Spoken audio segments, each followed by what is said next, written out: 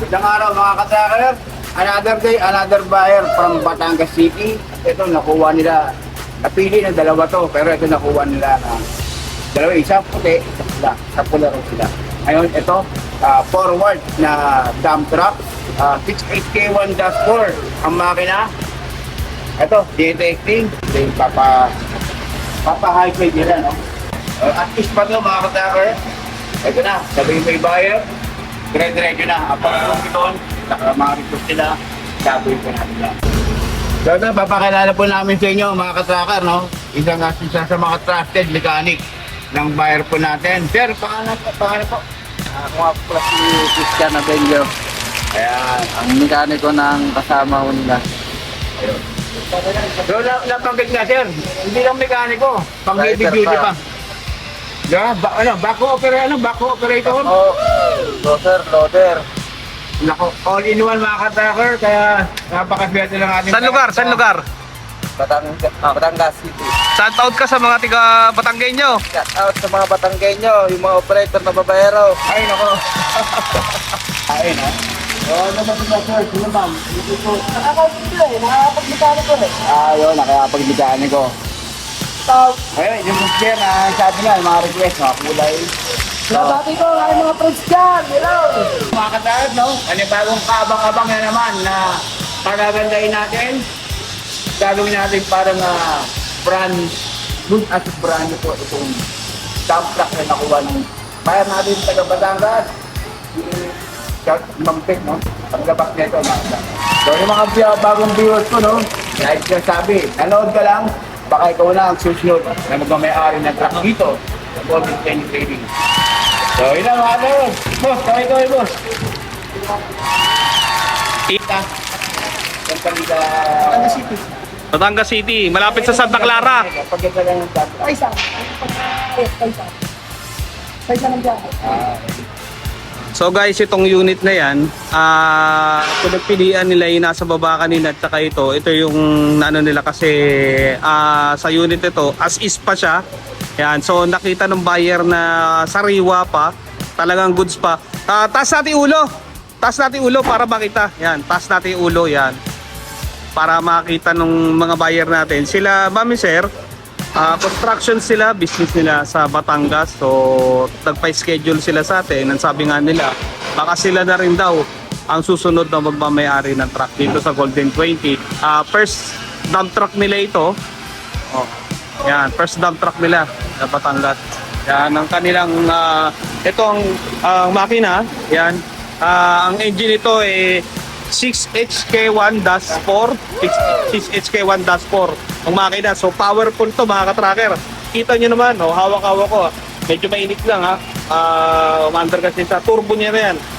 So, mechanical. Yan. Semi. Itong kanyang chassis. Kita nyo naman po ang warranty marking sa atin. Yan. Papa-explain natin kila sir mamaya mga warranty marking sa atin na talagang hindi pa siya nabubuksan, diba? Talagang sariwa siya, walang tagas, kita nyo naman yan. Tapos ang kanyang chassis napakalinis at ang kanyang hoist bago-bago pa, nakita nyo yan, ang bago-bago pa, diba? Yan. Talagang original pa ang kanyang chassis yan. Dumi lang yan sa Japan. Yan mga ka-tracker, so nakita nyo itong unit na to, gagawin natin itong 8.5 cbm. Gagawin natin siyang 8.5 cbm, so magka-high side tayo sa gilid. Magdadagdag lang tayo ng konti para doon sa buhangin na kakarga nila. Kasi kinumpute nila, sinukat nila. Dito naman sa atin, wala namang imposible kahit anong modification ng gagawin sa unit, pwede rito sa atin. Basta sasabihin nyo lang kung anong klase na requirements ang kailangan ninyo. Diba? Katulad dyan sa mga contractor, yan. Ganun ang gagawin natin. Yan, ito, kita nyo mga ka-tracker, talagang lahat naman talagang makalawang, baliwala naman yan. Aayusin natin yan, nakita natin ni sir. Dahil ito, magandang flooring niya kasi wala siya lubog-lubog. So papalitan din natin siya ng backboard. Yan. Automatic naman yan, papalitan na natin siya ng backboard. So, yung sa ilalim din, yung maxi brake, kitang-kita naman, yung sa maxi brake, ayan. Yan, oh. Yan, kita nyo. Yung maxi brake niya, guys, kitang-kita pa yung tintab ng bakal. So, talagang sariwang-sariwa pa yung unit. Dun lang sa kaha, normal lang naman po yan kasi it's Japan surplus po yan. So, ginamit na to sa Japan ng ilang taon. So, ito, check up nila. Ito, si Katracker Carlo. Di ba? Okay na, gusto sila. Magagawa na nila to. So, gusto kay sir. Mula kanina pa sila rito sa atin na ano oras sila dumating? Alas 9, no? Oo. Alas 9 ng umaga sila dumating. So, pili, testing. Hanggang sa ito na ano nila. Piliin nila. Kaya sa mga may gustong ganitong unit, mga katracker, huwag kayong mahihiya, magtanong, mag-message dito sa atin. Golden 20. Sabihin nyo lang kung anong unit ang kailangan nyo. Yun ang gagawin natin, katracker. Yun ang aayusin natin. Kaya kung sino man yung mga nanonood, baka ikaw na ang susunod na magmamayari ng truck dito sa Golden 20. Yun nga lagi sinasabi ni sir. Yun pa.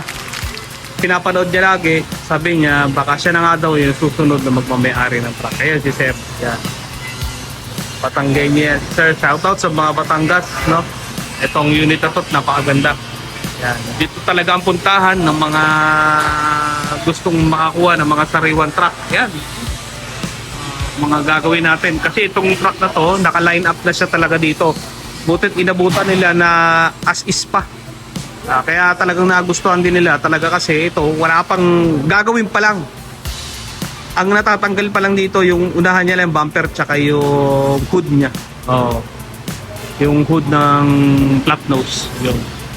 So ito, umpisa na to sa i-high side natin siya. Yun. So mga katracker, so papakita ko sa inyo itong unit ito after ng pagre-recon nito. Kaya yun dito sa Golden 20, naka-tune in kayo palagi at nakikita nyo ano yung before and after ng unit, di ba? At tulad nila, sa negosyo nila, gusto nila yung sigurado hindi sila magkakaroon ng aberya.